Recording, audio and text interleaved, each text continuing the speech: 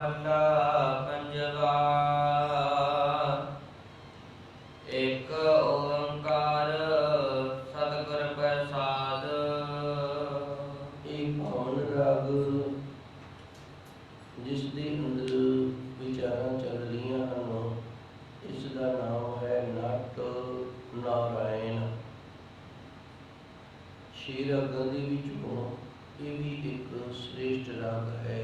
ਪੜਤਾਲ।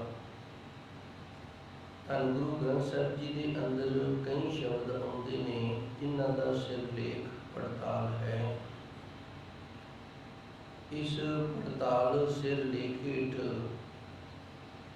ਤਕਰੀਬਨ ਇੱਕ ਜਾਂ ਦੋ ਸ਼ਬਦ ਆਉਂਦੇ ਹਨ। ਜ਼ਿਆਦਾਤਰ ਇੱਕ ਸ਼ਬਦ ਆਉਂਦਾ ਹੈ, ਕਿਤੇ ਕਿਤੇ ਦੋ ਤਿੰਨ ਸ਼ਬਦ ਵੀ ਆ ਜਾਂਦੇ ਨੇ। ਪੜਤਾਲ ਦਾ ਜੋ ਅੱਖਰੀ ਅਰਥ ਹੈ ਉਹ ਇਹ ਹੁੰਦਾ ਹੈ ਕਿ ਕਿਸੇ ਤਹਿ ਤੱਕ ਪਹੁੰਚਣਾ। ਜਿਵੇਂ ਕਿਸੇ ਮਨੁੱਖ ਦੀ ਕੋਈ ਚੀਜ਼ ਗੁੰਮ ਹੋ ਗਈ ਹੈ, ਗਵਾਚ ਗਈ ਹੈ, ਤੇ ਉਹ ਉਸ ਦੀ ਪੜਤਾਲ ਕਰਦਾ ਹੈ ਵੀ ਮੇਰੀ ਚੀਜ਼ ਮੈਨੂੰ ਲੱਗ ਜਾਵੇ, ਮੇਰੀ ਚੀਜ਼ ਮੈਨੂੰ ਮਿਲ ਜਾਵੇ। ਉਸ ਦੀ ਖੋਜ ਨੂੰ ਕਰਦਾ ਕਰਦਾ ਉਹ ਤਹਿ ਤੱਕ ਪਹੁੰਚ ਜਾਂਦਾ ਹੈ। ਕਈ ਵਾਰੀ ਪੜਤਾਲ ਕਰਦਿਆਂ ਪੁੱਛ ਗਿੱਛ ਕਰਦਿਆਂ ਗੁੰਮੀ ਹੋਈ ਚੀਜ਼ ਹੈ ਜਿਹੜੀ ਉਹ ਮਿਲ ਜਾਇਆ ਕਰਦੀ ਹੈ। ਇਹ ਪੜਤਾਲ ਦਾ ਆਖਰੀ ਅਰਥ ਹੈ। ਸਾਡੇ ਸਮਾਜ ਦੇ ਵਿੱਚ ਪੜਤਾਲ ਸ਼ਬਦ ਉਦੋਂ ਹੀ ਵਰਤਿਆ ਜਾਂਦਾ ਹੈ ਜਦੋਂ ਕਿਸੇ ਚੀਜ਼ ਦੀ ਖੋਜ ਕਰਨੀ ਹੋਵੇ, ਕੁਝ ਲੱਭਣਾ ਹੋਵੇ। ਧੰਨ ਗੁਰਬਾਣੀ ਦੇ ਅੰਦਰ ਵਿਦਵਾਨਾਂ ਨੇ ਇਸ ਦੇ ਕੁਝ ਅਰਥ ਇਸ ਪ੍ਰਕਾਰ ਵੀ ਕੀਤੇ ਨੇ। ਪੜਤਾਲ, ਤੁਕ ਤੁਕ ਦੇ ਉੱਤੇ ਤਾਲ ਦਾ ਬਦਲ ਜਾਣਾ। ਤਾਲ ਦਾ ਜਿਹੜਾ ਹੈ ਇਹ ਹਰ ਇੱਕ ਤੁਕ ਦੇ ਉੱਤੇ ਪਰਤਦੇ ਰਹਿਣਾ, ਬਦਲ ਜਾਣਾ, ਇਸ ਨੂੰ ਪੜਤਾਲ ਆਖਦੇ ਨੇ। ਪੜਤਾਲ ਗੁਰਬਾਣੀ ਦੇ ਅੰਦਰ ਅਰਥ ਹੈ ਆਪਣੇ ਅੰਦਰ ਦੀ ਪੜਤਾਲ ਕਰਨੀ, ਆਪਣੇ ਅੰਦਰ ਦੀ ਖੋਜ ਕਰਨੀ, ਆਪਣੇ ਅੰਦਰੋਂ ਆਪਣੇ ਆਪ ਨੂੰ ਲੱਭਣਾ। ਆਪਣੇ ਅੰਦਰੋਂ ਆਪਣੇ ਆਪ ਨੂੰ ਲੱਭਣਾ, ਆਪਣੇ ਆਪ ਦੀ ਪੜਤਾਲ ਕਰਨੀ। ਹੁਣ ਆਪਣੇ ਆਪ ਦੀ ਪੜਤਾਲ ਕਿਵੇਂ ਕੀਤੀ ਜਾਵੇ? ਆਪਣੇ ਆਪ ਦੇ ਅੰਦਰ ਆਪਣੇ ਮਨ ਦੀਆਂ ਵਿਚਾਰਾਂ ਦੇ ਨਾਲ ਇਹ ਵੇਖਣਾ ਕਿ ਮੈਂ ਅੰਦਰੋਂ ਕਿਸ ਤਰ੍ਹਾਂ ਦਾ ਹਾਂ, ਮੇਰੇ ਅੰਦਰ ਕਿਤਨੀਆਂ ਬੁਰਾਈਆਂ ਨੇ, ਮੇਰੇ ਅੰਦਰ ਕਿਤਨੇ ਔਗਣ ਨੇ, ਮੇਰੇ ਅੰਦਰ ਕਿਤਨੇ ਗੁਨਾਹ ਨੇ, ਮੈਂ ਕਿਤਨੇ ਝੂਠ ਬੋਲਦਾ ਹਾਂ। ਅੰਮ੍ਰਿਤਸਰ ਸਾਹਿਬ ਦੀ ਪਾਵਨ ਧਰਤੀ ਤੇ ਧੰਨ ਗੁਰੂ ਅਰਜਨ ਦੇਵ ਜੀ ਨੇ ਦੀਵਾਨ ਸਜਾਇਆ ਹੋਇਆ ਹੈ। ਦੋ ਗੁਰਸਿੱਖ ਧੰਨ ਗੁਰੂ ਅਰਜਨ ਦੇਵ ਜੀ ਦੀ ਸ਼ਰਨ ਦੇ ਵਿੱਚ ਆ ਗਏ ਹਨ।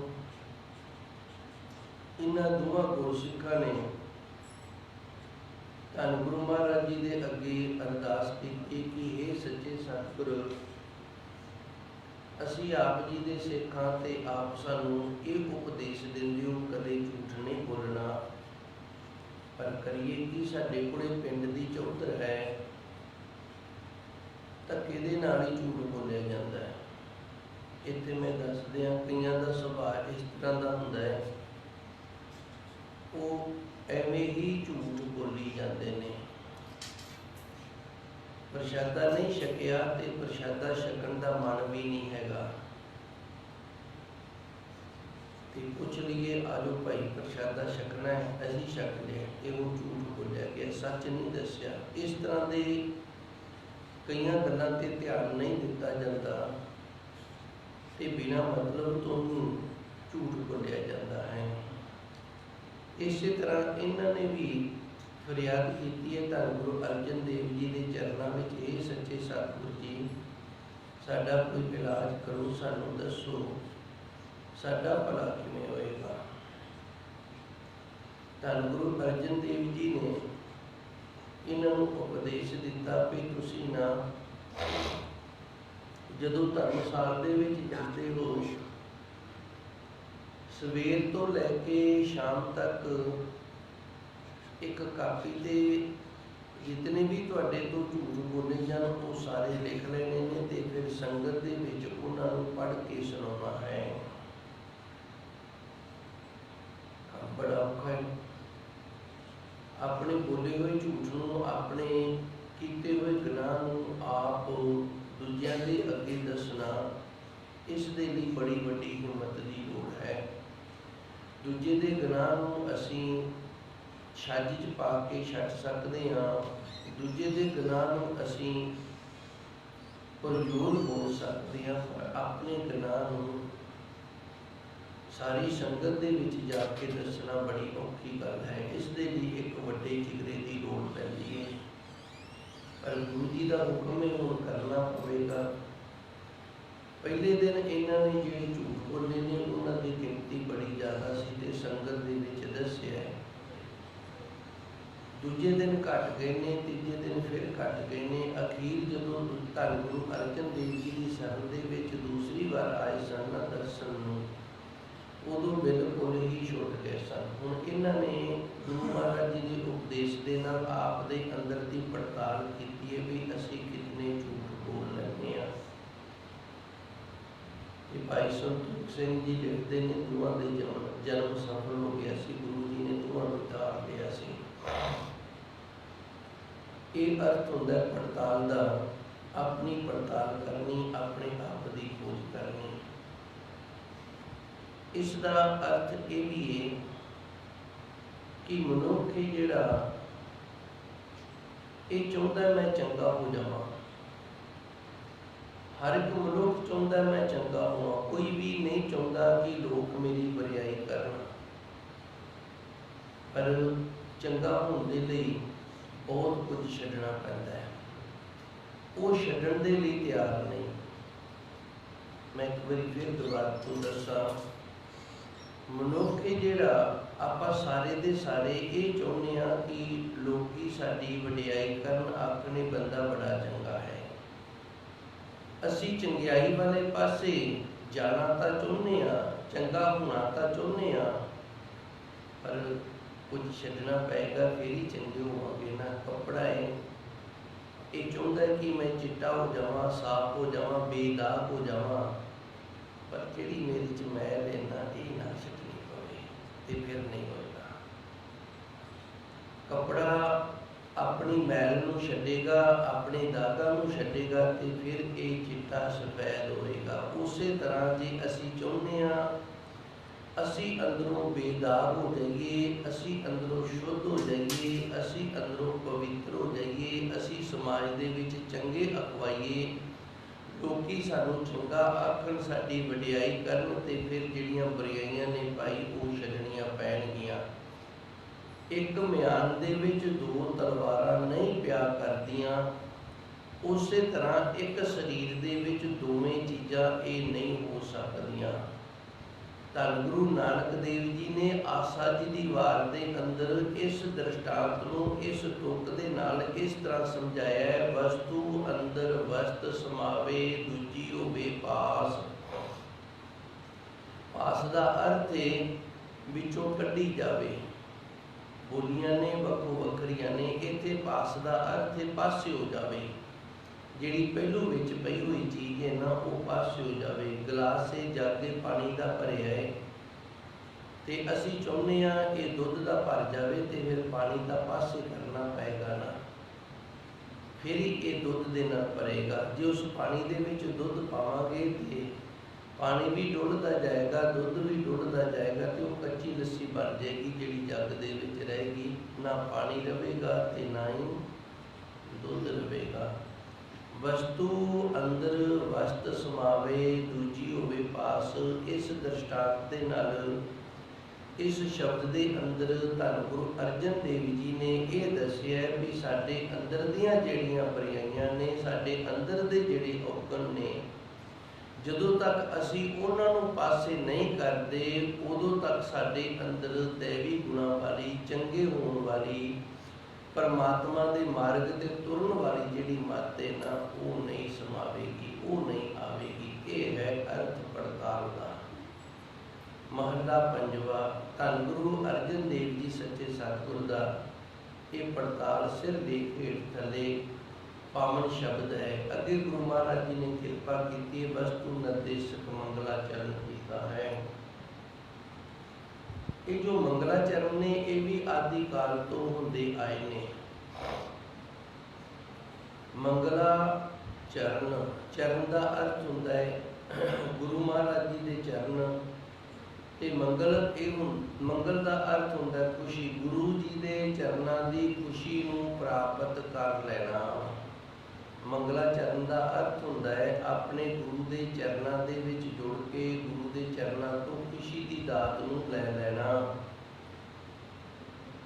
ये आदि काल तो करते आए आ, पर जिहड़े आदि काल तो करते आए ने ना उन्हां दे विच ते धन गुरु नानक देव जी के मंगलाचरण दे विच बड़ा अंतर है, बड़ा फर्क है। गुरु नानक देव जी ने सानू सीधा उस अकाल पुरख वाहिगुरू दे नाल जोड़िया ते आदि काल तो जिहड़े मंगलाचरण करते आए ने उन्हां नूं देवी देवतियां दे नाल जोड़िया। 33 करोड़ देवते ने जिहड़े इन्हां दी वंड कीती गई भी जे माया की लोड़ है तो लक्ष्मी की आराधना करो, जे जित की लोड़ है किते मैदाने जंग दे विच जाना है तो फिर काली की आराधना करो, जे कुछ लिखना या पढ़ना है तो उस दे लिए फिर सरस्वती की आराधना करो। जे असी चाहुंदे हां सानू सिद्धि की प्राप्ति हो जाए, भाव साडे जीवन दे विच कोई विघन ना पवे, असी विघन तो बच जाइए तो फिर भाई इस दे लिए गणेश की पूजा करो, गणेश की आराधना करो। इस तरह 33 करोड़ देवते ने ते उन्हां दी वक्खो वक्री आराधना है। पर सिख धर्म दे विच धन गुरु नानक देव जी ने इस ते रोक ला दी भी गुरसिख ने ना इस तरह वक्खो वक्रे देवतियां की आराधना नहीं करनी, क्योंकि गुरु महाराज जी की पावन बाणी दसदी है आप जाप साहिब का पाठ करते हो, उसके अंदर धन गुरु गोबिंद सिंह महाराज जी का प्रमाण है सिद्ध दा बुद्ध दा वृद्ध करता।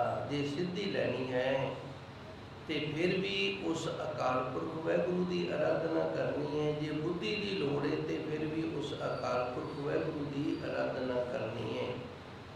धन गुरु महाराज जी ने तो इतों तक सानू दस दिता है नमो कलह करता नमो शांत रूपे। जे घर दे विच कलेश हुंदा है ना वो भी परमात्मा करता है, तो जे घर दे विच शांति का माहौल बनिया रहता है तो वो भी वाहिगुरू करता है। इस करके असी वाहिगुरू के नाल ही जुड़ना है।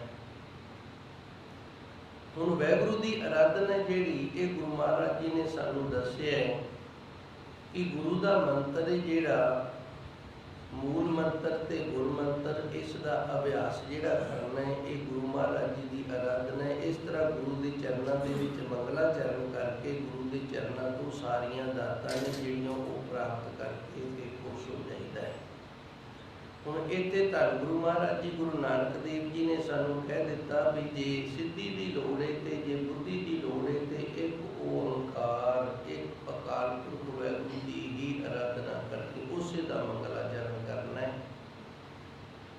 दस्सिया जाता सी भी सरस्वती जिहड़ी ये विद्या की दाती है 14 प्रकार की विद्या इहदे तो प्राप्त होती है, तो गणेश जिहड़ा ये सानू सिद्धियां प्राप्त दिंदा है। सिद्धि का अर्थ होंदा जीवन दे विच कोई भी विघन ना पैना, जिहड़े पासे तुर पवे उस पासे फतेह प्राप्त होती जावे, कोई भी विघन ना लगना। तो इस दे लिए फिर गणेश की आराधना ते गुरु नानक देव जी ने इन्हां दोहां तो मना करके एक अकाल पुरख वाहिगुरू दे नाल सानू जोड़ दिता है। गुरु महाराज जी रहमत करते हैं धन गुरु अर्जन देव जी एक ओंकार, असी एक ओंकार के पुजारी हाँ, नहीं किसी देवी के पुजारी ते नहीं किसी देवते के पुजारी, क्योंकि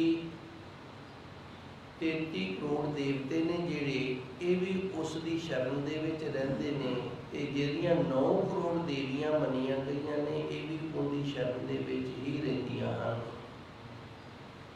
ਜਿਸ ਦੀ ਸ਼ਰਨ ਦੇ ਵਿੱਚ ਦੇਵੀਆਂ ਤੇ ਦੇਵਤੇ ਰਹਿੰਦੇ ਨੇ ਅਸੀਂ ਵੀ ਉਸੇ ਦੀ ਸ਼ਰਨ ਦੇ ਵਿੱਚ ਰਹਿਣਾ ਤੇ ਫਿਰ ਸਾਡੀ ਬਰਾਬਰੀ ਹੋ ਗਈ ਨਾ ਦੇਵੀਆਂ ਤੇ ਦੇਵਤਿਆਂ ਦੇ। ਗੁਰਸਿੱਖ ਜਿਹੜਾ ਇਹ ਕਿਤੇ ਇਹਨਾਂ ਤੋਂ ਜ਼ਿਆਦਾ ਸ੍ਰੇਸ਼ਟ ਹੈ। ਇਹਨਾਂ ਦੇ ਅੰਦਰ ਈਰਖਾ ਦਵੈਸ਼ ਹੈ, ਇੱਕ ਦੂਜੇ ਦੇ ਨਾਲ ਲੜਦੇ ਈਰਖਾ ਕਰਦੇ ਰਹਿੰਦੇ ਨੇ। ਗੁਰਸਿੱਖ ਜਿਹੜਾ ਇਸ ਬੁਰਾਈ ਤੋਂ ਬਚ ਜਾਂਦਾ ਹੈ ਤੇ ਗੁਰੂ ਮਹਾਰਾਜ ਜੀ ਦੀ ਸ਼ਰਨ ਦੇ ਵਿੱਚ ਜੁੜਿਆ ਰਹਿੰਦਾ ਹੈ। ਇੱਕ ਓਮਕਾਰ, ਇਸ ਦੀ ਅਸੀਂ ਆਰਾਧਨਾ ਕਰਨੀ ਹੈ। ਇੱਕ ਅਦੁੱਤੀ ਬ੍ਰਹਮ ਹੈ, ਓਮਕਾਰ ਸਰਬ ਕਾ ਪ੍ਰਕਾਸ਼ਕ ਹੈ। ਸਤ ਗੁਰ ਪ੍ਰਸਾਦ, ਸਤ ਸਰੂਪ ਹੈ, ਨਾਸ ਤੋਂ ਰਹਿਤ ਹੈ। ਗੁਰ ਚੇਤਨ ਸਰੂਪ ਹੈ, ਪ੍ਰਸਾਦ ਆਨੰਦ ਸਰੂਪ ਹੈ।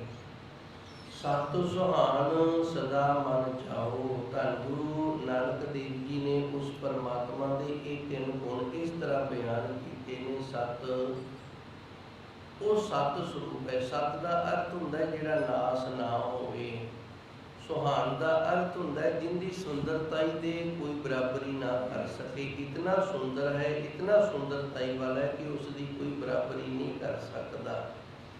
ਸਦਾ ਮਨ ਚ ਉਹ ਸਦਾ ਹੀ ਆਨੰਦ ਦੇ ਵਿੱਚ ਰਹਿੰਦਾ ਹੈ। ਸਤ ਨਾਸ ਤੋਂ ਰਹਿਤ, ਗੁਰ ਚੇਤਨ ਤੇ ਆਨੰਦ ਪ੍ਰਸਾਦ। ਆਨੰਦ ਦੇ ਵਿੱਚ ਰਹਿੰਦਾ ਹੈ, ਚੇਤਨ ਸਰੂਪ ਹੈ ਤੇ ਨਾਸ ਤੋਂ ਰਹਿਤ ਹੈ। ਇੱਕ ਓਮਕਾਰ, ਇੱਕ ਅਦੁੱਤੀ ਬ੍ਰਹਮ ਦੀ ਪ੍ਰਾਪਤੀ ਹੈ ਜਿਹੜੀ ਗੁਰ ਪ੍ਰਸਾਦ, ਇਹ ਗੁਰੂ ਦੀ ਕਿਰਪਾ ਦੇ ਨਾਲ ਹੋਵੇਗੀ। ਜੇ ਗੁਰੂ ਨੇ ਕਿਰਪਾ ਕਰ ਦਿੱਤੀ ਹੈ ਤੇ ਪ੍ਰਾਪਤੀ ਹੋ ਜਾਵੇਗੀ। ਜੇ ਗੁਰੂ ਨੇ ਕਿਰਪਾ ਨਹੀਂ ਕੀਤੀ ਤੇ ਫਿਰ ਪ੍ਰਾਪਤੀ ਨਹੀਂ ਹੋਏਗੀ। ਹੁਣ ਇੱਥੇ ਖਿਆਲ ਪੈਦਾ ਹੁੰਦਾ ਹੋਏਗਾ ਕਿ ਗੁਰੂ ਮਹਾਰਾਜ ਜੀ ਫਿਰ ਕਿਸੇ ਦੇ ਨਾਲ, ਜਿਵੇਂ ਅਸੀਂ ਆਮ ਲੋਕ ਕੱਠ ਦੇ ਵਿੱਚੋਂ ਛਾਂਟ ਲੈਂਦੇ ਹਾਂ, ਇਸ ਤਰ੍ਹਾਂ ਛਾਂਟਦਾ ਨਹੀਂ। ਗੁਰੂ ਇਸ ਤਰ੍ਹਾਂ ਨਹੀਂ ਛਾਂਟਦਾ। ਗੁਰੂ ਕਿਵੇਂ ਛਾਂਟਦਾ ਹੈ? ਗੁਰੂ ਅੰਦਰ ਦੀ ਭਾਵਨਾ ਨੂੰ ਭਾਗ ਲਾਉਂਦਾ ਹੈ। ਜਿਸ ਦੇ ਅੰਦਰ ਜਿਸ ਪ੍ਰਕਾਰ ਦੀ ਭਾਵਨਾ ਹੁੰਦੀ ਹੈ ਗੁਰੂ ਮਹਾਰਾਜ ਜੀ ਕਿਰਪਾ ਕਰਦੇ ਨੇ, ਉਸ ਪ੍ਰਕਾਰ ਦੀ ਉਸ ਦੀ ਭਾਵਨਾ ਨੂੰ ਪੂਰਿਆ ਕਰਦੇ ਨੇ। ਇਹ ਗੁਰੂ ਦੀ ਵਡਿਆਈ ਹੈ। ਇਤਿਹਾਸ ਗਵਾਹ ਹੈ ਭਾਈ ਗੋਪਾਲਾ ਜੀ ਸਨ ਤੇ ਧੰਨ ਗੁਰੂ ਹਰਗੋਬਿੰਦ ਸਾਹਿਬ ਮਹਾਰਾਜ ਜੀ ਨੇ ਆਖਿਆ ਭਾਈ ਕੋਈ ਗੁਰਮੁਖ ਪਿਆਰਾ ਸਾਨੂੰ ਜਪਜੀ ਸਾਹਿਬ ਦਾ ਪਾਠ ਜਿਹੜਾ ਇਹ ਸ਼ੁੱਧ ਸੁਣਾਵੇ, ਸ਼ੁੱਧ ਬਾਣੀ ਦਾ ਪਾਠ ਸਾਨੂੰ ਸੁਣਾਉਣਾ ਕਰੇ। ਤੇ ਭਾਈ ਗੋਪਾਲਾ ਜੀ ਚੌਕੜਾ ਮਾਰ ਕੇ ਬੈਠ ਗਏ। ਧੰਨ ਗੁਰੂ ਮਹਾਰਾਜ ਜੀ ਨੇ ਬੜਾ ਸਤਿਕਾਰ ਦਿੱਤਾ ਵੀ ਗੁਰਸਿੱਖ ਬਾਣੀ ਪੜ੍ਹਨ ਲੱਗਾ ਹੈ। ਬਾਣੀ ਪੜ੍ਹਦਿਆਂ ਇਤਨੀ ਸ਼ੁੱਧਤਾਈ ਤੇ ਪਵਿੱਤਰਤਾਈ ਦੇ ਨਾਲ ਬਾਣੀ ਪੜ੍ਹੀ, ਪਰ ਜਦੋਂ 35ਵੀਂ ਪੌੜੀ ਤੇ ਗਿਆ ਨਾ ਉਦੋਂ ਮਨ ਦੀ ਭਾਵਨਾ ਸੀ ਜਿਹੜੀ ਉਹ ਬਦਲ ਗਈ। ਮਨ ਦੇ ਵਿੱਚ ਭਾਵਨਾ ਕੀ ਆ ਗਈ ਹੈ ਕਿ ਗੁਰੂ ਮਹਾਰਾਜ ਜੀ ਸੱਚੇ ਸਤਿਗੁਰ ਦੇ ਪਾਸ ਬੜੇ ਸੋਹਣੇ ਘੋੜੇ ਆਏ ਨੇ ਤੇ ਉਹਨਾਂ ਦੇ ਉੱਪਰ ਜਿਹੜੀਆਂ ਕਾਠੀਆਂ ਨੇ ਨਾ ਉਹ ਸੋਨੇ ਦੀਆਂ ਬਣੀਆਂ ਨੇ ਤੇ ਕਿਉਂ ਨਾ ਗੁਰੂ ਜੀ ਸਾਨੂੰ ਇਹਨਾਂ ਦੇ ਵਿੱਚੋਂ ਇੱਕ ਘੋੜਾ ਇਨਾਮ ਦੇ ਵਿੱਚ ਦੇ ਦੇਣ। ਤੇ ਧੰਨ ਗੁਰੂ ਮਹਾਰਾਜ ਜੀ ਸੱਚੇ ਸਤਿਗੁਰ ਅੰਤਰਜਾਮੀ, ਉਹਨਾਂ ਨੇ ਗੁਰਸਿੱਖ ਦੀ ਭਾਵਨਾ ਨੂੰ ਵੇਖ ਲਿਆ। ਜਪਜੀ ਸਾਹਿਬ ਦੀ ਬਾਣੀ ਦਾ ਪਾਠ ਸੰਪੂਰਨ ਹੋਇਆ ਹੈ ਤੇ ਗੁਰੂ ਮਹਾਰਾਜ ਜੀ ਨੇ ਹੁਕਮ ਕੀਤਾ ਜਾਓ ਭਾਈ ਉਹ ਸਾਹਮਣੇ ਘੋੜਾ ਹੈ ਜਿਹੜਾ ਇੱਕ ਉਹ ਲਿਆਓ। ਇੱਕ ਗੁਰਸਿੱਖ ਨੇ ਬੇਨਤੀ ਕੀਤੀ ਸੱਚੇ ਸਤਿਗੁਰ ਜਦੋਂ ਭਾਈ ਗੋਪਾਲਾ ਜੀ ਬਾਣੀ ਪੜ੍ਹਦੇ ਸਨ ਨਾ ਤੇ ਆਪ ਬੜੇ ਆਨੰਦ ਦੇ ਵਿੱਚ ਸੁਣ ਰਹੇ ਸੋ, ਪਰ ਵਿੱਚ ਵਿਚਾਲੇ ਨਾ ਇਸ ਤਰ੍ਹਾਂ ਦੀ ਹਲਚਲ ਹੋਈ, ਸਾਨੂੰ ਲੱਗਿਆ ਤੁਸੀਂ ਸਿੰਘਾਸਨ ਤੋਂ ਥੱਲੇ ਆ ਰਹੇ ਹੋ ਤੇ ਫਿਰ ਅਚਨਚੇਤ ਤੁਸੀਂ ਸਿੰਘਾਸਨ ਤੇ ਸੜ ਗਏ। ਫਿਰ ਗੁਰੂ ਮਹਾਰਾਜ ਜੀ ਨੇ ਭੇਤ ਖੋਲ੍ਹਿਆ ਭਈ ਇਹ ਗੁਰਮੁਖ ਪਿਆਰਾ ਗੁਰਸਿੱਖ ਸੀ ਜਿਹੜਾ ਇਹਨੇ ਬਾਣੀ ਇਤਨੀ ਸ਼ੁੱਧ ਤੇ ਪਵਿੱਤਰ ਹਿਰਦੇ ਦੇ ਨਾਲ ਉਚਾਰ ਪੜ੍ਹੀ ਹੈ। ਸਾਡਾ ਮਨ ਇਹ ਕਰਿਆ ਵੀ ਹੁਣ ਗੁਰਬਾਣੀ ਦੀ ਇਤਨੀ ਮਹਾਨਤਾ ਦਾ ਸਾਡੇ ਕੋਲੇ ਕੋਈ ਵੀ ਇਨਾਮ ਨਹੀਂ ਹੈਗਾ, ਭਾਵ ਇਸ ਦੇ ਬਰਾਬਰ ਕੋਈ ਇਨਾਮ ਹੈ ਹੀ ਨਹੀਂ, ਕੋਈ ਕੀਮਤ ਹੈ ਹੀ ਨਹੀਂ ਜਿਹੜੀ ਅਸੀਂ ਦੇ ਸਕੀਏ। ਤੇ ਕਿਉਂ ਨਾ ਇਸ ਨੂੰ ਇਹ ਸਿੰਘਾਸਨ ਹੀ ਸੌਂਪ ਦਈਏ। ਤੇ ਫਿਰ ਇਸ ਨੇ ਭਾਵਨਾ ਕੀਤੀ ਭਾਈ ਮੈਨੂੰ ਘੋੜਾ ਚਾਹੀਦਾ ਤੇ ਅਸੀਂ ਆਖਿਆ ਚੰਗਾ ਭਾਈ ਅਸੀਂ ਤੈਨੂੰ ਸਿੰਘਾਸਨ ਦਿੰਦੇ ਸੀ ਤੇ ਤੂੰ ਘੋੜਾ ਮੰਗ ਲਿਆ, ਤੇਰੀ ਭਾਵਨਾ ਘੋੜੇ ਦੀ ਹੈ, ਤੈਨੂੰ ਘੋੜਾ ਮਿਲ ਜਾਏਗਾ। इस तरह गुरु महाराज जी कृपा करते हैं, भावना ਨੂੰ ਪਾਕ ਲੈਂਦੇ ਨੇ। ਜਿਹੜੇ ਗੁਰਮੁਖ ਪਿਆਰੇ ਗੁਰਸਿੱਖ ਦੇ ਅੰਦਰ ਭਾਵਨਾ ਉਸ ਪਰਮਾਤਮਾ ਦੀ ਹੁੰਦੀ ਹੈ, ਫਿਰ ਗੁਰੂ ਕਿਰਪਾ ਕਰਦਾ ਹੈ, ਉਸ ਨੂੰ ਉਸ ਅਦੁੱਤੀ ਬ੍ਰਹਮ ਦੇ ਨਾਲ ਮਿਲਾ ਦਿੰਦਾ ਹੈ ਜੀ। ਕੋ ਹੈ ਮੇਰੋ ਸਾਜਨ ਮੀਤ। ਇਹ ਪਾਵਨ ਸ਼ਬਦ ਧੰਨ ਗੁਰੂ ਅਰਜਨ ਦੇਵ ਜੀ ਸੱਚੇ ਸਤਿਗੁਰ ਦਾ ਹੈ। ਧੰਨ ਗੁਰੂ ਮਹਾਰਾਜ ਜੀ ਰਹਿਮਤ ਕਰਦੇ ਨੇ ਇਸ ਪਾਵਨ ਸ਼ਬਦ ਦੇ ਅੰਦਰ। ਉਹ ਹੈ ਮੇਰੋ ਸਾਜਨ ਮੀਤ। ਸਾਜਨ ਕਹਿੰਦੇ ਨੇ ਸ੍ਰੇਸ਼ਟ ਜਨ ਨੂੰ, ਤੇ ਮੀਤ ਕਹਿੰਦੇ ਨੇ ਜਿਹੜਾ ਮਨ ਕਰਕੇ ਸਾਡੇ ਨਾਲ ਜੁੜਿਆ ਹੋਵੇ ਉਹਨੂੰ ਮੀਤ ਆਖਦੇ ਨੇ। ਗੁਰੂ ਮਹਾਰਾਜ ਜੀ ਰਹਿਮਤ ਕਰਦੇ ਨੇ ਕੋਈ ਇਸ ਤਰ੍ਹਾਂ ਦਾ ਗੁਰਮੁਖ ਪਿਆਰਾ ਹੋਵੇ ਜਿਹੜਾ ਮਨ ਕਰਕੇ ਸਾਡੇ ਨਾਲ ਜੁੜ ਗਿਆ ਹੋਵੇ ਤੇ ਹੋਵੇ ਵੀ ਬੜਾ ਸ੍ਰੇਸ਼ਟ ਗੁਣਾਂ ਵਾਲਾ। ਸਾਜਨ ਜਨ ਕਹਿੰਦੇ ਨੇ ਸਿੱਖ ਨੂੰ, ਗੁਰਸਿੱਖ। ਤੇ ਸਾਜ ਜਦੋਂ ਅੱਗੇ ਲੱਗ ਗਿਆ ਨਾ ਸੱਸਾ, ਫਿਰ ਹੋ ਗਿਆ ਸ੍ਰੇਸ਼ਟ ਗੁਰਸਿੱਖ। ਉਹ ਗੁਰਸਿੱਖ ਜਿਹੜੀ ਉੱਚੀ ਤੇ ਸੁੱਚੀ ਵਿਚਾਰ ਦਾ ਮਾਲਕ ਹੈ ਤੇ ਸਾਡੇ ਮਨ ਦੇ ਬਿਲਕੁਲ ਨਾਲ ਜੁੜ ਕੇ ਰਹਿਣ ਵਾਲਾ ਹੈ। ਕੋਈ ਇਸ ਤਰ੍ਹਾਂ ਦਾ ਗੁਰਮੁਖ ਪਿਆਰਾ ਹੋਵੇ ਜੀ। ਕੋਈ ਹਰ ਨਾਮ ਸੁਨਾਵੈ ਨੀਤ। ਤੇ ਉਹ ਗੁਰਸਿੱਖ ਜਿਹੜਾ ਸਾਡੇ ਮਨ ਦਾ ਮੀਤ ਹੈ, ਸਾਡੇ ਮਨ ਦੇ ਨਾਲ ਜੁੜ ਕੇ ਰਹਿਣ ਵਾਲਾ ਹੈ, ਸ੍ਰੇਸ਼ਟ ਗੁਣਾਂ ਵਾਲਾ ਹੈ, ਗੁਰਮੁਖ ਪਿਆਰਾ ਹੈ। ਇਸ ਤਰ੍ਹਾਂ ਦਾ ਜੇ ਕੋਈ ਹੈਗਾ ਹੈ, ਹਰ ਨਾਮ ਸੁਨਾਵੇ ਨੀਤ। ਉਹ ਫਿਰ ਕਰੇ ਕੀ ਸਾਨੂੰ? ਹਰੀ ਅਕਾਲ ਪੁਰਖ ਵਾਹਿਗੁਰੂ ਦਾ ਨਾਮ ਸੁਣਾਉਣਾ ਕਰੇ, ਉਸ ਪਰਮਾਤਮਾ ਦੇ ਦਰ ਦੀਆਂ ਗੱਲਾਂ ਕਰਨੀਆਂ ਕਰੇ। ਤੇ ਭਾਈ ਸਾਡੇ ਵੀ ਸੱਜਣ ਹੈਗੇ ਨੇ, ਸਾਡੇ ਮਿੱਤਰ ਵੀ ਹੈਗੇ ਨੇ। ਹੁਣ ਸਾਡੇ ਸੱਜਣ ਤੇ ਮਿੱਤਰ ਨੇ ਜਿਹੜੇ, ਜਾਂ ਅਸੀਂ ਉਹਨਾਂ ਕੋਲ ਜਾਂਦੇ ਹਾਂ ਤੇ ਜਾਂ ਉਹ ਸਾਡੇ ਕੋਲ ਆਉਂਦੇ ਨੇ, ਤੇ ਫਿਰ ਅਸੀਂ ਉਹਨਾਂ ਦੇ ਨਾਲ ਕੀ ਵਿਚਾਰਾਂ ਕਰਦੇ ਹਾਂ। ਅਸੀਂ ਆਪਣੇ ਸੱਜਣਾ ਤੇ ਮਿੱਤਰਾਂ ਦੇ ਨਾਲ ਜੇ ਉਹ ਆਇਆ ਤੇ ਅਸੀਂ ਪੁੱਛਾਂਗੇ ਆ ਭਾਈ ਕੋਈ ਪਿੰਡ ਦੀ ਗੱਲ ਦੱਸ, ਕੋਈ ਕਿਸੇ ਦੀ ਨਿੰਦਿਆ ਚੁਗਲੀ ਦੱਸ, ਕੋਈ ਕਿਸੇ ਦੀ ਗੱਲਬਾਤ ਦੱਸ। ਇਹ ਸਾਡੇ ਸੱਜਣ ਮਿੱਤਰ ਸਾਡੇ ਕੋਲ ਆਉਂਦੇ ਨੇ ਤੇ ਇਸ ਤਰ੍ਹਾਂ ਦੀ ਸਾਡੇ ਅੰਦਰ ਦੀ ਭਾਵਨਾ ਹੈ, ਅਸੀਂ ਉਹਨਾਂ ਨੂੰ ਇਹ ਆਖਦੇ ਹਾਂ। ਜੇ ਅਸੀਂ ਜਾਂਦੇ ਹਾਂ ਤੇ ਫਿਰ ਉਹ ਵੀ ਇਹ ਹੀ ਆਖਦੇ ਨੇ। ਜੇ ਨਹੀਂ ਜਾਂਦੇ, ਨਹੀਂ ਆਉਂਦੇ ਤੇ ਅੱਜ ਕੱਲ੍ਹ ਫੋਨ ਨੇ ਤੇ ਉਹ ਫਿਰ ਆਖਦੇ ਨੇ ਸੁਣਾ ਕੋਈ ਨਵੀਂ ਤਾਜੀ, ਭਾਈ ਕੋਈ ਪਿੰਡ ਦੇ ਵਿੱਚ ਨਵੀਂ ਹਲਚਲ ਹੋਈ ਹੈ ਤੇ ਸੁਣਾ, ਸਾਨੂੰ ਵੀ ਪਤਾ ਲੱਗ ਜੇ, ਅਸੀਂ ਵੀ ਕਿਸੇ ਦੀ ਮਿੱਟੀ ਪਲੀਤ ਕਰਨ ਵਾਲਿਆਂ ਦੇ ਨਾਲ ਸ਼ਾਮਲ ਹੋ ਜਾਈਏ। ਇਹ ਸਾਡਾ ਹਾਲ ਹੈ। ਪਰ ਗੁਰੂ ਮਹਾਰਾਜ ਜੀ ਸੱਚੇ ਸਤਿਗੁਰੂ ਆਪ ਦੇ ਉੱਤੇ ਗੱਲ ਢਾਲ ਕੇ ਸਾਨੂੰ ਇਹ ਸਿੱਖਿਆ ਦਿੰਦੇ ਨੇ, ਅਸੀਂ ਇਸ ਤਰ੍ਹਾਂ ਦਾ ਕਰਮ ਨਹੀਂ ਕਰਾਉਣਾ। ਅਸੀਂ ਜੋ ਪੜਤਾਲ ਕਰਨੀ ਹੈ ਆਪਣੇ ਆਪ ਦੀ, ਉਹਦੇ ਵਿੱਚ ਪਹਿਲਾਂ ਇਹ ਖਿਆਲ ਰੱਖਣਾ ਹੈ ਕਿ ਸਾਡੀ ਸੱਜਣਤਾਈ, ਸਾਡੀ ਮਿੱਤਰਤਾਈ ਕਿਸ ਤਰ੍ਹਾਂ ਦੇ ਮਨੁੱਖਾਂ ਦੇ ਨਾਲ ਹੈ। ਇੱਕ ਗੱਲ ਯਾਦ ਰੱਖਿਓ, ਜੇ ਤੁਸੀਂ ਚੰਗੇ ਦੇ ਨਾਲ ਤੁਰੋਗੇ ਤੇ ਤੁਹਾਨੂੰ ਸਾਰੇ ਹੀ ਚੰਗਾ ਆਖਣਗੇ ਵੀ ਬੜਾ ਚੰਗਾ ਹੈ, ਤੇ ਜੇ ਤੁਸੀਂ ਮਾੜੇ ਦੇ ਨਾਲ ਤੁਰੋਗੇ ਤੇ ਤੁਸੀਂ ਕਿਤਨੇ ਵੀ ਚੰਗੇ ਹੋਣ ਦਾ ਯਤਨ ਕਰੋ, ਕਿਤਨੇ ਵੀ ਚੰਗੇ ਬਣੋ, ਤੁਹਾਨੂੰ ਚੰਗਿਆ ਕਿਸੇ ਨੇ ਨਹੀਂ ਆਖਣਾ। ਸਾਰੇ ਇਹ ਆਖਣਗੇ ਉਹਦੇ ਨਾਲ ਰਹਿੰਦਾ ਹੈ ਤੇ ਜ਼ਰੂਰ ਕੋਈ ਨਾ ਕੋਈ ਉਹਦੇ ਵਰਗਾ ਇਹਦੇ ਕੋਲ ਵੀ ਕੰਮ ਹੋਏਗਾ।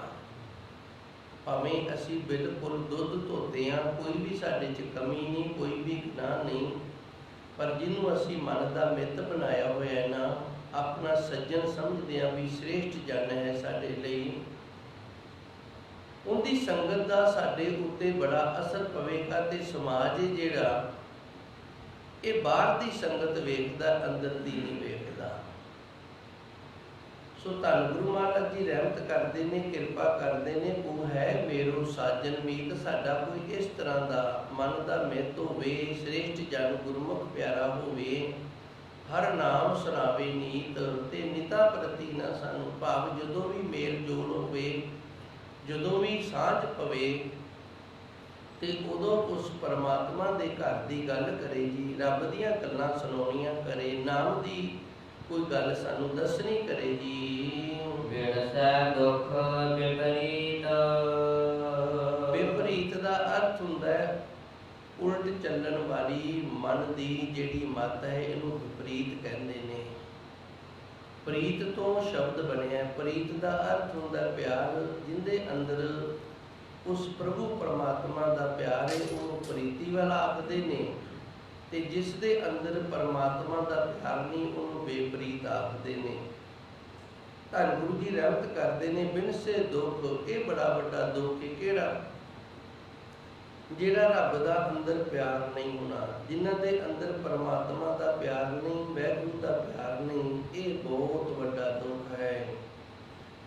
ਇਸ ਸਮਾਜ ਦੇ ਅੰਦਰ ਤਕਰੀਬਨ ਸਾਰੇ ਹੀ ਦੁਖੀ ਨੇ। ਕੋਈ ਪਰਿਵਾਰ ਤੋਂ ਦੁਖੀ ਹੈ, ਕੋਈ ਸਰੀਰ ਤੋਂ ਦੁਖੀ ਹੈ, ਕੋਈ ਮਾਇਆ ਤੋਂ ਦੁਖੀ ਹੈ, ਕੋਈ ਰਿਸ਼ਤੇਦਾਰਾਂ ਤੋਂ ਦੁਖੀ ਹੈ, ਤੇ ਕੁਝ ਸਮਾਜ ਤੋਂ ਦੁਖੀ ਹੈ, ਕੁਝ ਰਹਿਣ ਸਹਿਣ ਤੋਂ ਦੁਖੀ ਹੈ। ਪਰ ਕੋਈ ਇਸ ਤਰ੍ਹਾਂ ਦਾ ਵੀ ਦੁਖੀ ਹੈ ਜਿਹੜਾ ਆਪਣੇ ਮਨ ਤੋਂ ਆਪ ਦੁਖੀ ਹੈ। ਮਨ ਤੋਂ ਕਿਉਂ ਦੁਖੀ ਹੈ? ਮਨ ਆਖੇ ਨਹੀਂ ਲੱਗਦਾ, ਮਨ ਨਾਮ ਨਹੀਂ ਜਪਦਾ, ਮਨ ਸੇਵਾ ਵਿੱਚ ਨਹੀਂ ਜੁੜਦਾ, ਮਨ ਬਾਣੀ ਪੜ੍ਹਨ ਦੇ ਵਿੱਚ ਨਹੀਂ ਜੁੜਦਾ। ਸਾਰੇ ਪ੍ਰਕਾਰ ਦੇ ਸੁੱਖ ਨੇ, ਸਾਰਾ ਮਾਹੌਲ ਹੈ ਜਿਹੜਾ ਸਿਚੁਏਸ਼ਨ ਜਿਹੜੀ ਬੜੀ ਸੋਹਣੀ ਹੈ, ਬੜੀ ਚੰਗੀ ਹੈ, ਪਰ ਮਨ ਹੈ ਨਾ ਜਿਹੜਾ, ਇਹ ਆਖੇ ਨਹੀਂ ਲੱਗਦਾ। ਇਹ ਮਨ ਤੋਂ ਦੁਖੀ ਹੈ ਵੀ ਆਖੇ ਕਿਉਂ ਨਹੀਂ ਲੱਗਦਾ, ਨਾਮ ਕਿਉਂ ਨਹੀਂ ਜਪਦਾ। ਇਹਨੂੰ ਆਖਦੇ ਨੇ ਬੇਪਰੀਤ। ਮਨ ਜਿਹੜਾ ਹੈ ਵਿਪਰੀਤ ਹੈ, ਬੇਪਰੀਤ ਹੈ, ਪ੍ਰੀਤ ਤੋਂ ਰਹਿਤ ਦੁੱਖ ਬਿਨ ਸੇ। ਗੁਰੂ ਮਹਾਰਾਜ ਜੀ ਰਹਿਮਤ ਕਰਦੇ ਨੇ, ਸਾਡਾ ਕੋਈ ਇਸ ਤਰ੍ਹਾਂ ਦਾ ਸੱਜਣ ਮਿੱਤਰ ਗੁਰਮੁਖ ਪਿਆਰਾ ਹੋਵੇ, ਤੇ ਉਹ ਗੁਰਮੁਖ ਪਿਆਰਾ ਜਿਹੜਾ ਸਾਨੂੰ ਹਰੀ ਅਕਾਲ ਪੁਰਖ ਵਾਹਿਗੁਰੂ ਦਾ ਜਿਹੜਾ ਨਾਮ ਹੈ ਇਹ ਸੁਣਾਉਣਾ ਕਰੇ, ਧੰਨ ਗੁਰਬਾਣੀ ਦੇ ਨਾਲ ਜੋੜੇ, ਗੁਰਬਾਣੀ ਦੇ ਨਿਤਨੇਮ ਦੇ ਨਾਲ ਜੋੜੇ, ਸਿਮਰਨ ਦੇ ਨਾਲ ਜੋੜੇ, ਜਿਸ ਕਰਕੇ ਸਾਡੇ ਮਨ ਦੀ ਜਿਹੜੀ ਰੱਬ ਦੇ ਨਾਲੋਂ ਬੇਪਰੀਤੀ ਹੋਈ ਹੈ, ਇਹ ਦੁੱਖ ਜਿਹੜਾ ਸਾਡਾ, ਇਹ ਦੁੱਖ ਦੂਰ ਹੋ ਜਾਵੇ ਜੀ। ਸਭ ਅਰਪੋ ਮਨ ਤਨ ਚੀਤ। ਇਹ ਆਦਿ ਕਾਲ ਤੋਂ ਮਰਿਆਦਾ ਬਣੀ ਆਈ ਹੈ। ਜਿਹਦੇ ਤੋਂ ਕੁਝ ਸਿੱਖੀ ਦਾ ਨਾ, ਉਹਨੂੰ ਦਕਸ਼ਨਾ ਭੇਟ ਦੇਣੀ ਪੈਂਦੀ ਹੈ। ਇਹਨੂੰ ਦਕਸ਼ਨੀ ਭੇਟ ਆਖਦੇ ਨੇ। ਦਿਖਿਆ ਪ੍ਰਾਤਨ ਗ੍ਰੰਥ ਨੇ ਨਾ ਜਿਹੜੇ, ਉਹਨਾਂ ਦੇ ਅੰਦਰ ਦਿਖਿਆ ਭੇਟ ਆਖਿਆ। ਦਿਖਿਆ ਦਾ ਅਰਥ ਹੁੰਦਾ ਹੈ ਅਸੀਂ ਸਿੱਖਿਆ ਕੀ ਹੈ, ਭੇਟ ਤੇ ਉਹ ਸਿੱਖਣ ਦੇ ਬਦਲੇ ਅਸੀਂ ਦਿੱਤਾ ਕੀ ਹੈ। ਕ੍ਰਿਸ਼ਨ ਭਗਵਾਨ ਆਪਣੇ ਗੁਰੂ ਤੋਂ ਜਦੋਂ ਪੜ੍ਹ ਕੇ ਹਟੇ ਸਨ ਨਾ, ਤੇ ਕ੍ਰਿਸ਼ਨ ਭਗਵਾਨ ਨੇ ਆਪਣੇ ਗੁਰੂ ਦੇ ਚਰਨਾਂ ਤੇ ਇਜਾਜ਼ਤ ਮੰਗੀ, ਜੀ ਹੁਣ ਮੈਨੂੰ ਛੁੱਟੀ ਦਿਓ, ਮੈਂ ਪੜ੍ਹ ਗਿਆ, ਤੇ ਮੈਨੂੰ ਇਹ ਹੁਕਮ ਕਰੋ ਕਿ ਮੈਂ ਆਪ ਜੀ ਨੂੰ ਦਕਸ਼ਨਾ ਕੀ ਦਿਆਂ। ਭਾਵ ਜੋ ਮੈਂ ਆਪ ਜੀ ਤੋਂ ਪੜ੍ਹਿਆ ਹੈ, ਜੋ ਸਿੱਖਿਆ ਹੈ। ਅੱਜ ਕੱਲ੍ਹ ਜਿਹੜਾ ਜੇ ਅਸੀਂ ਬੇਈਮਾਨ ਹੋ ਗਏ ਹਾਂ, ਝੂਠੇ ਹੋ ਗਏ ਹਾਂ, ਤੇ ਸਾਡੇ ਜਿਹੜੇ ਪੜ੍ਹਾਉਣ ਵਾਲੇ ਮਾਸਟਰ ਨੇ ਨਾ, ਉਹ ਵੀ ਨਾਲ ਦੀ ਨਾਲ ਤੇਜ਼ ਹੋ ਗਏ ਨੇ। ਅਗਲਾ ਕਹਿੰਦਾ ਮਹੀਨੇ ਦੀ ਟਿਊਸ਼ਨ ਹੈ ਨਾ ਜਿਹੜੀ, ਇਹ ਫੀਸ ਪਹਿਲੂ ਦੇਂਗਾ ਤੇ ਫਿਰ ਮੇਰੀ ਕਲਾਸ 'ਚ ਬੈਠੀ, ਨਹੀਂ ਤਾਂ ਮੈਂ ਪੜ੍ਹਾਣਾ ਕੋਈ, ਕਿਉਂਕਿ ਪਤਾ ਇਹਨੇ ਪੜ੍ਹ ਕੇ ਚਲੇ ਜਾਣਾ ਤੇ ਮੁੜ ਕੇ ਮੂੰਹ ਨਹੀਂ ਵਿਖਾਣਾ। ਉਦੋਂ ਇਸ ਤਰ੍ਹਾਂ ਦਾ ਸਮਾਜ ਨਹੀਂ ਸੀ। ਇਤਨੀ ਕੁ ਜਿਹੜੀ ਸੀ ਨਾ ਲੋਕਾਂ ਦੇ ਅੰਦਰ ਸ਼ਰਧਾ ਭਾਵਨਾ ਸੀ ਵੀ ਅਸੀਂ ਜਿਹਦੇ ਤੋਂ ਕੁਝ ਸਿੱਖਿਆ ਨਾ ਉਹਨੂੰ ਕੁਝ ਦੇਣਾ ਹੈ। ਕ੍ਰਿਸ਼ਨ ਭਗਵਾਨ ਨੇ ਬੇਨਤੀ ਕੀਤੀ, ਤੁਸੀਂ ਸਾਡੇ ਵਿਦਿਆ ਦਾਤੇ ਹੋ ਤੇ ਦੱਸੋ ਤੁਹਾਨੂੰ ਅਸੀਂ ਕੀ ਦਈਏ।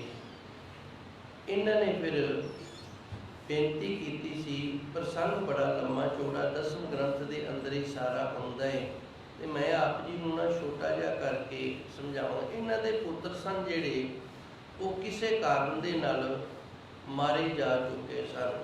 ਜਿਵੇਂ ਉਹ ਕਾਰਨ ਦੱਸਾਂਗਾ ਤੇ ਫਿਰ ਵੀ ਗੱਲਬਾਤ ਵੱਧ ਜਾਏਗੀ। ਪਤਾ ਹੈ ਪੜ੍ਹਿਆ 10ਵੇਂ ਗ੍ਰੰਥ ਦੇ ਅੰਦਰ, ਪਰ ਮੈਂ ਗੱਲ ਨੂੰ ਲੰਮੀ ਨਾ ਕਰਾਂ, ਸਮਾਂ ਇਜਾਜ਼ਤ ਨਹੀਂ ਦਿੰਦਾ।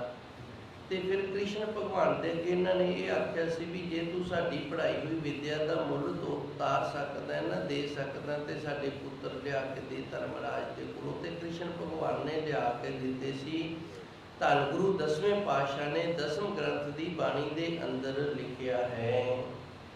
ਤੇ ਅਕਲਵਿਆ ਸੀ ਨਾ ਜਿਹੜਾ, ਦਰੋਣਾਚਾਰਿਆ ਨੇ ਜਦੋਂ ਪੁੱਛਿਆ ਤੂੰ ਇਹ ਵਿਦਿਆ ਸਿੱਖੀ ਕਿੱਥੋਂ ਹੈ, ਕਹਿੰਦਾ ਜੀ ਮੈਂ ਦਰੋਣਾਚਾਰਿਆ ਤੋਂ ਸਿੱਖੀ ਹੈ। ਉਹ ਕਹਿੰਦਾ ਮੈਂ ਤਾਂ ਬੜਾ ਹੈਰਾਨ ਹੋਇਆ, ਮੈਂ ਤਾਂ ਤੈਨੂੰ ਸਿਖਾਈ ਨਹੀਂ। ਕਹਿੰਦਾ ਜੇ ਨਹੀਂ ਸਿਖਾਈ ਤੇ ਕੋਈ ਗੱਲ ਨਹੀਂ ਹੋਵੇ, ਮੈਂ ਤੇਰੀ ਮੂਰਤੀ ਬਣਾ ਲਈਏ, ਤੇਰੀ ਪੂਜਾ ਕਰਕੇ ਤੇ ਮੈਂ ਸ਼ਸਤਰ ਵਿਦਿਆ ਜਿਹੜੀ ਕਿ ਚਲਾਉਣ ਲੱਗ ਗਿਆ। ਪਰਮਾਤਮਾ ਨੇ ਮੈਨੂੰ ਵਿਦਿਆ ਦੇ ਦਿੱਤੀ ਹੈ। ਤੇ ਦਰੋਣਾਚਾਰਿਆ ਨੇ ਆਖਿਆ ਸੀ ਫਿਰ ਮੇਰੀ ਦਕਸ਼ਨਾ ਦੇ। ਤੇ ਅਕਲਵਿਆ ਕਹਿੰਦਾ ਸੀ ਮੰਗ। ਕਹਿੰਦਾ ਫਿਰ ਤੇਰਾ ਅੰਗੂਠਾ ਨਾ ਜਿਹੜਾ ਇਹ ਵੱਢ ਕੇ ਦੇ ਦੇ। ਸੱਜਾ ਅੰਗੂਠਾ ਵੱਢਿਆ ਜਾਵੇ ਨਾ ਤੇ ਫਿਰ ਤੀਰ ਜਿਹੜਾ ਇਹ ਨਹੀਂ ਚੱਲਦਾ। ਤੇ ਅਕਲਵਿਆ ਨੇ ਬਿਨਾਂ ਸੋਚੇ ਆਪਣਾ ਸੱਜਾ ਅੰਗੂਠਾ ਵੱਢ ਕੇ ਦੇ ਦਿੱਤਾ ਸੀ ਵੀ ਮੇਰੇ ਗੁਰੂ ਦੀ ਇਹ ਦਕਸ਼ਨੀ ਭੇਟ ਹੈ। ਹੁਣ ਗੁਰੂ ਮਹਾਰਾਜ ਜੀ ਇੱਥੇ ਰਹਿਮਤ ਕਰਦੇ ਨੇ, ਜੇ ਕੋਈ ਸਾਨੂੰ ਉਸ ਪ੍ਰਭੂ ਪਰਮਾਤਮਾ ਸੱਚੇ ਸਤਿਗੁਰੂ ਦਾ ਨਾਮ ਸੁਣਾਵੇ ਤੇ ਸਾਡੇ ਅੰਦਰ ਦਾ ਜਿਹੜਾ ਪਰਮਾਤਮਾ ਦੇ ਉਲਟ ਚੱਲਣ ਵਾਲਾ ਦੁੱਖ ਹੈ ਇਹ ਦੂਰ ਹੋ ਜਾਵੇ, ਅਸੀਂ ਨਾਮ ਬਾਣੀ ਸਿਮਰਨ ਦੇ ਨਾਲ ਜੁੜ ਜਾਈਏ ਤੇ ਫਿਰ ਉਹਨੂੰ ਦਈਏ ਕਿ ਅਸੀਂ ਸਭ ਅਰਪੋ, ਸਾਰਾ ਕੁਝ ਅਰਪਣ ਕਰ ਦਈਏ। ਮਨ ਤਨ ਚੀਤ, ਮਨ ਵੀ ਦੇ ਦਈਏ, ਤਨ ਵੀ ਦੇ ਦਈਏ ਤੇ ਚੀਤ ਤੇ ਚਿੱਤ ਜਿਹੜਾ ਇਹ ਵੀ ਦੇ ਦਈਏ। ਸਭ ਅਰਪੋ ਦਾ ਅਰਥ ਜੋ ਵੀ ਸਾਡੇ ਕੋਲ ਹੈਗਾ ਉਹ ਅਰਪਣ ਕਰ ਦਈਏ। ਮਨ ਤਨ ਚੀਤ, ਮਨ ਤਨ ਤੇ ਚੀਤ ਜਿਹੜਾ ਇਹ ਵੀ ਦੇ ਦਈਏ। ਇੱਥੇ ਮੈਂ ਦੱਸ ਦਿਆਂ, ਮੈਂ ਅਰਥ ਕੀਤਾ ਹੈ ਇਹ ਤੁਸੀਂ ਵੇਖ ਕੇ ਅਰਪਣ ਕਰਨਾ ਹੈ। ਕਈ ਵਾਰੀ ਨਾ, ਜਿਵੇਂ ਹੁਣ ਅਕਲਵਿਆ ਸੀ, ਅਕਲਵਿਆ ਦਾ ਗੁਰੂ ਦਰੋਣਾਚਾਰਿਆ ਸੀ ਤੇ ਦਰੋਣਾਚਾਰਿਆ ਜਿਹੜਾ ਇਹਦਾ ਅੰਦਰ ਬੇਈਮਾਨ ਸੀ। ਕੋਈ ਇਸ ਤਰ੍ਹਾਂ ਦਾ ਬੇਈਮਾਨ ਨਾ ਹੋਵੇ, ਉਹ ਤੋਂ ਬਚਣਾ ਤੁਸੀਂ। ਅਕਲਵਿਆ ਦਾ ਗੁਰੂ ਸੀ ਜਿਹੜਾ ਦਰੋਣਾਚਾਰਿਆ, ਇਹਦਾ ਅੰਦਰ ਬੇਈਮਾਨ ਸੀ, ਅੰਦਰ ਬੇਈਮਾਨੀ ਸੀ। ਉਹ ਬੇਈਮਾਨੀ ਕੀ ਸੀ? ਬੇਈਮਾਨੀ ਇਹ ਸੀ, ਪਹਿਲੂ ਕਲਾਸ ਦੇ ਵਿੱਚੋਂ ਅਕਲਵਿਆ ਨੂੰ ਭਜਾ ਦਿੱਤਾ ਵੀ ਤੂੰ ਸ਼ੂਦਰ ਹੈ। ਇਹ ਭੀਲਾਂ ਦਾ ਮੁੰਡਾ ਸੀ, ਤੂੰ ਭੀਲ ਹੈ, ਤੂੰ ਸ਼ੂਦਰ ਹੈ, ਮੈਂ ਤੈਨੂੰ ਵਿਦਿਆ ਨਹੀਂ ਦੇਣੀ। ਉਹਨੇ ਜਾ ਕੇ ਮੂਰਤੀ ਬਣਾ ਲਈ, ਵਿਦਿਆ ਸਿੱਖ ਲਈ ਤੇ ਕਿਸੇ ਕਾਰਨ ਇੱਧਰ ਨੂੰ ਵਿਚਰੇ ਜਿੱਧਰ ਭੀਲਾਂ ਦੀਆਂ ਝੁੱਗੀਆਂ ਸਨ ਤੇ ਕੁਝ ਪ੍ਰਚਾਰ ਕਰ ਰਿਹਾ ਸੀ, ਦੱਸ ਰਿਹਾ ਸੀ ਆਪਣੇ ਵਿਦਿਆਰਥੀਆਂ ਨੂੰ, ਅਰਜਨ ਵਰਗਿਆਂ ਨੂੰ। ਤੇ ਇੱਕ ਕੁੱਤਾ ਸੀ ਜਿਹੜਾ ਉਹਨੇ ਵੇਖਿਆ ਵੀ ਸਾਡੇ ਏਰੀਏ 'ਚ ਕੋਈ ਓਪਰੇ ਬੰਦੇ ਆਏ ਨੇ, ਉਹ ਭੌਂਕਣ ਲੱਗ ਗਿਆ। ਕਹਿੰਦੇ ਜੀ ਇਹਨੂੰ ਚੁੱਪ ਕਰਾਓ ਪਰ ਇਹ ਮਰੇ ਨਾ। ਤੇ ਹੁਣ ਚੁੱਪ ਕਿਵੇਂ ਕਰਾਇਆ ਜਾਵੇ? ਕੁੱਤੇ ਦਾ ਮੂੰਹ ਭਰਿਆ ਜਾਵੇ ਜਾਂ ਬੰਨਿਆ ਜਾਵੇ, ਫਿਰ ਹੀ ਚੁੱਪ ਹੋਏਗਾ ਨਾ। ਤੇ ਅਰਜਨ ਨੇ ਜਿਹੜਾ ਉਹ ਠਠੰਬਰ ਗਿਆ ਵੀ ਮੈਂ ਉਹਨੂੰ ਬਿਨਾਂ ਮਾਰੇ ਤੋਂ ਕਿਵੇਂ ਚੁੱਪ ਕਰਾਵਾਂ। ਤੇ ਅਕਲਵਿਆ ਨੇ ਇਸ ਤਰ੍ਹਾਂ ਦੇ ਤਰੀਕੇ ਦੇ ਨਾਲ ਇਕੱਠੇ ਕਰਕੇ ਤੀਰ ਛੱਡੇ ਸਨ। ਸਾਰੇ ਤੀਰ ਉਹਦੇ ਮੂੰਹ ਤੱਕ ਗਏ, ਪ੍ਰਵੇਸ਼ ਕਰਕੇ ਮੂੰਹ ਭਰਿਆ ਗਿਆ ਤੇ ਬੋਲ ਨਹੀਂ ਸਕਿਆ, ਮੁੜ ਕੇ ਭੌਂਕ ਨਹੀਂ ਸਕਿਆ। ਤੇ ਇਸ ਨੂੰ ਵੇਖ ਕੇ ਦਰੋਣਾਚਾਰਿਆ ਬੜਾ ਹੈਰਾਨ ਹੋਇਆ ਵੀ ਮੈਂ ਤਾਂ ਅਰਜਨ ਨੂੰ ਤਲੰਤਰ ਬਣਾਉਣਾ ਸੀ, ਤਨੁੱਖ ਬਾਣ ਦਾ, ਤੇ ਇਹ ਹੁਣ ਇਹ ਵਿੱਚ ਇਹ ਆ ਗਿਆ ਤੇ ਇਹ ਕੋਨੇ ਤਾਂ ਮੇਰੇ ਅਰਜਨ ਨਾਲ ਵੀ ਅੱਗੇ ਲੰਘ ਗਏ। ਇਸ ਤਰ੍ਹਾਂ ਇਹਦੇ ਅੰਦਰ ਬੇਈਮਾਨੀ ਸੀ। ਸਭ ਅਰਪੋ ਮਨ ਤਨ ਚੀਤ, ਹੋਵੇ ਅਰਪਣ ਵਾਲਾ ਫਿਰ ਅਰਪਣਾ ਹੈ, ਕਿਸੇ ਝੂਠੇ ਦੇ ਮਗਰ ਲੱਗ ਕੇ ਉਹਨੂੰ ਨਹੀਂ। ਇਤਨੀ ਸਮਰੱਥਾ ਵਾਲਾ ਹੋਵੇ ਜਿਹੜਾ ਸਾਨੂੰ ਪਰਮਾਤਮਾ ਵਾਹਿਗੁਰੂ ਦੇ ਨਾਲ ਜੋੜ ਦੇਵੇ। ਤੇ ਗੁਰੂ ਮਹਾਰਾਜ ਜੀ ਰਹਿਮਤ ਕਰਦੇ ਨੇ, ਫਿਰ ਅਸੀਂ ਉਹਨੂੰ ਦੇਣਾ ਕੀ ਹੈ? ਸਭ ਅਰਪੋ, ਆਪਣਾ ਸਾਰਾ ਕੁਝ ਵਾਰ ਦਈਏ। ਮਨ ਤਨ ਚੀਤ, ਤੇ ਮਨ ਤਨ ਤੇ ਚਿੱਤ ਵੀ ਦੇ ਦਈਏ ਜੀ। ਰਹਾਉ ਕੋਈ ਬਿਰਲਾ ਆਪਣ ਚੀਤ। ਅੱਗੇ ਧੰਨ ਗੁਰੂ ਮਹਾਰਾਜ ਜੀ ਵਿਸ਼ਰਾਮ ਲਾ ਕੇ ਹੁਣ ਬਿਲਕੁਲ ਗੱਲ ਦਾ ਖੁਲਾਸਾ ਕਰਦੇ ਨੇ। ਇਸ ਤਰ੍ਹਾਂ ਦਾ ਕੋਈ ਵਿਰਲਾ ਜਿਹਨੂੰ ਰੱਬ ਨੇ ਆਪਣਾ ਬਣਾ ਕੇ ਨਾ ਤੇ ਸਮਾਜ ਦਾ ਭਲਾ ਕਰਨ ਵਾਸਤੇ ਇਸ ਦੁਨੀਆ ਦੇ ਅੰਦਰ ਤੋਰਿਆ, ਸਾਰੇ ਨਹੀਂ ਜੇ ਹੈਗੇ। ਕੋਈ ਵਿਰਲਾ ਆਪਣ ਕੀਤ, ਉਸ ਪਰਮਾਤਮਾ ਨੇ ਕੋਈ ਵਿਰਲਾ ਗੁਰਮੁਖ ਪਿਆਰਾ ਹੈ ਜਿਹਨੂੰ ਆਪਣਾ ਬਣਾਇਆ ਹੈ ਜੀ।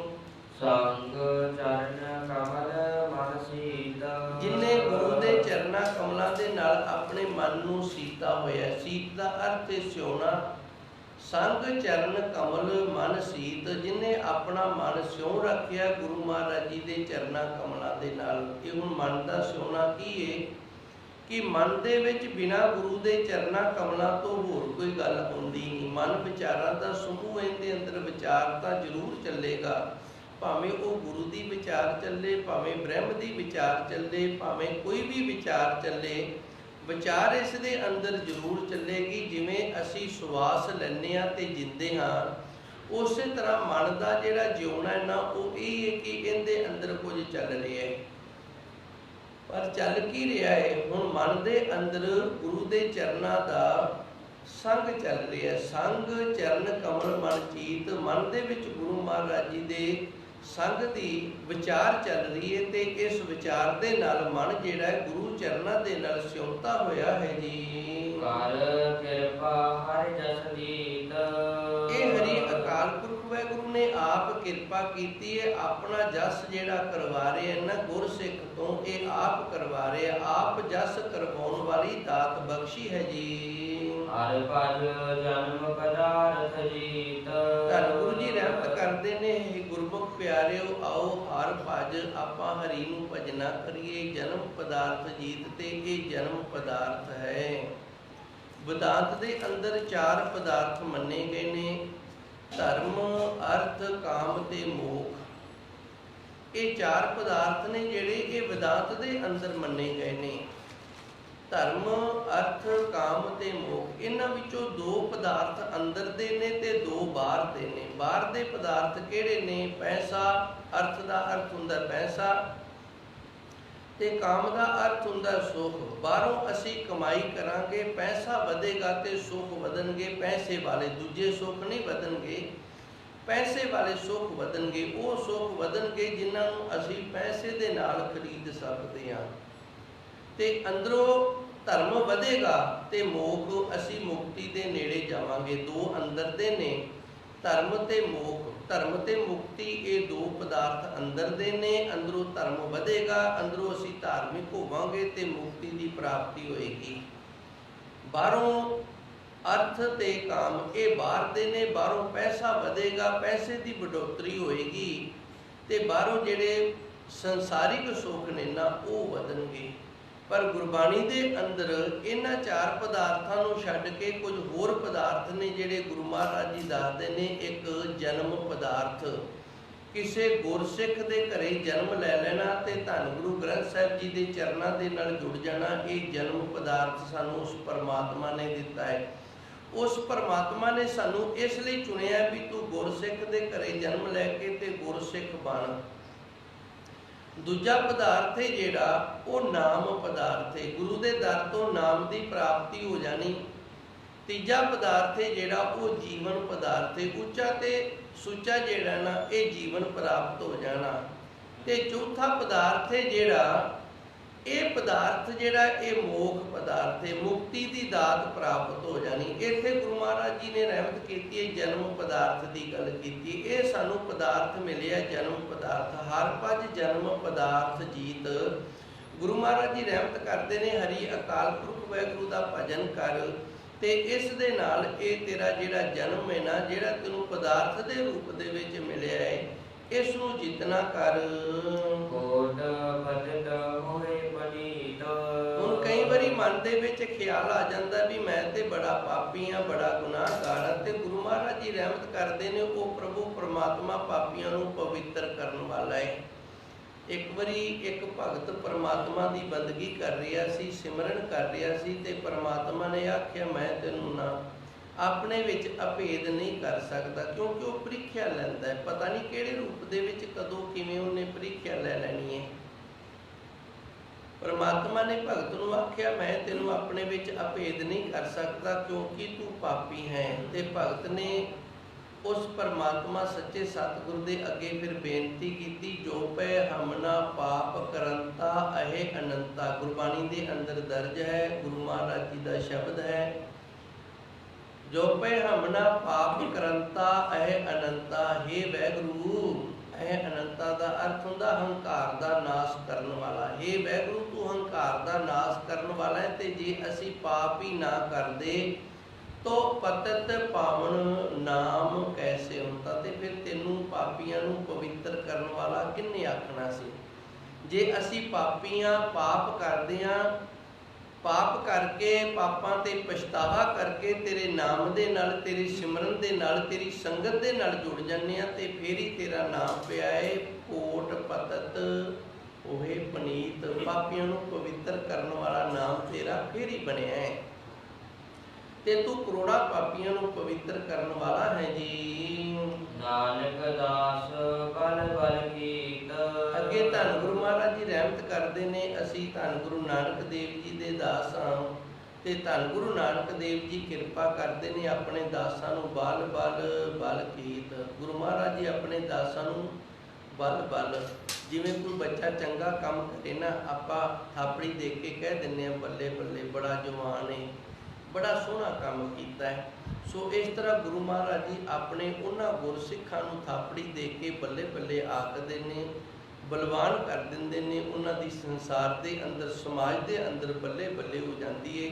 ਜਿਹੜੇ ਗੁਰਮੁਖ ਪਿਆਰੇ ਪੜਤਾਲ, ਇੱਥੋਂ ਚੱਲੀ ਸੀ ਨਾ ਗੱਲ, ਪੜਤਾਲ ਜਿਹੜੀ ਆਪਣੇ ਅੰਦਰ ਦੀ ਪੜਤਾਲ ਕਰਦੇ ਨੇ, ਆਪਣੇ ਅੰਦਰ ਨੂੰ ਖੋਜਦੇ ਨੇ, ਲੱਭਦੇ ਨੇ ਵੀ ਸਾਡੇ ਅੰਦਰ ਕਿਤਨੇ ਕੁ ਗੁਨਾਹ ਨੇ। इतनी को सेवा आप संगत ने प्रवान करनी। धन गुरु महाराज जी कृपा कर, रहमत करन, आप संगतां दा सरवण कीता सफला होवे।